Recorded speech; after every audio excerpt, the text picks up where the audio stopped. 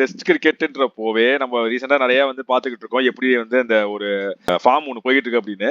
இதை வந்து அன்றே கணித்தார் கோலின்ற மாதிரி ஒரு ஒரு 5-6 வருஷத்துக்கு முன்னாடியே வந்து நம்ம டெஸ்ட்ல ஆடணும், இந்தியாவில வந்து ஆடணும் அப்படின்னா ஒரு குறிப்பிட்ட வந்து வென்யூஸ் தான் வச்சிருக்கணும், அந்த குறிப்பிட்ட பிச்சஸ் வச்சிருக்கணும், நமக்கும் சரி அந்த வர ஆப்போனட்டுக்கும் சரி நம்ம இங்கே தான் விளையாட போகணும்னு தெரிஞ்சிருக்கணும். ஸோ அப்பதான் வந்து நல்லா சேலஞ்சிங்கா இருக்கும், அதுதான் வந்து நல்ல ஒரு விஷயமா இருக்கும் சொல்லியிருந்தாப்ல.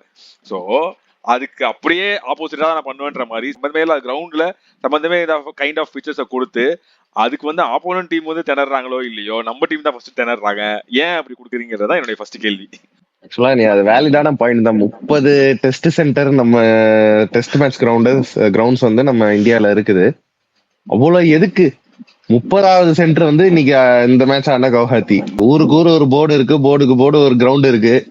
அதை யூஸ் பண்ணோம்னா நீ T20 மேட்சஸ் பைலேட்டரல் சீரிஸ் நிறைய நடக்குது, ODI மேட்சஸ் நிறைய நடக்குது, அது எல்லாத்துக்கும் யூஸ் பண்ணிக்கலாம். இப்பெல்லாம் T20 சீரிஸ் என்னமோ டெஸ்ட் மேட்ச் மாதிரி அது 5 மேட்ச், டெஸ்ட் மேட்ச் 2 மேட்ச்ன்ற மாதிரி வைக்கிறானுங்க.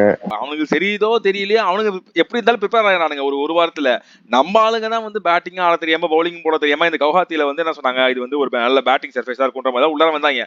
ஆனா அந்த பேட்டிங் சர்ஃபேஸ்ல ஒரே ஒரு பவுலர் மார்க்கோ யான்சன், ஒரே ஒரு ஃபாஸ்ட் பவுலர், இந்த பக்கம் வந்து ஹார்மர் ஒரே ஒரு ஸ்பின் பவுலர் வச்சுட்டு மேட்சே முடிச்சுட்டு போயிட்டானுங்க.